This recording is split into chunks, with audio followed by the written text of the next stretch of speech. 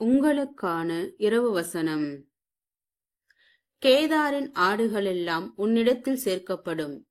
நெபாயோத்தின் கடாக்கள் உன்னை சேவித்து அங்கீகரிக்கப்பட்டதாய் என் பலிபீடத்தின் மேல் ஏறும். என் மகிமையின் ஆலயத்தை மகிமைப்படுத்துவேன். மேகத்தைப் போலவும் தங்கள் பல கனித்துவாரங்களுக்கு தீ விரிக்கிற புறாக்களைப் போலவும் பறந்து வருகிற இவர்கள் யார்? தீவுகள் எனக்கு காத்திருக்கும்.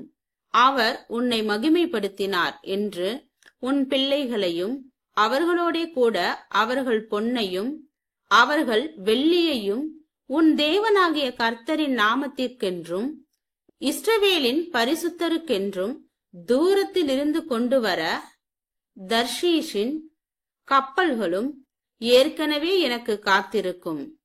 அந்நியரின் புத்திரர் உன் மதில்களை கட்டி அவர்களுடைய ராஜாக்கள் உன்னை சேவிப்பார்கள். என் கடுங்கோபத்தினால் உன்னை அடித்தேன், ஆனாலும் என் கிருபையினால் உனக்கு இரங்கினேன். ஏசாயா 60வது அதிகாரம் வசனம் 7 முதல் 10 வரை.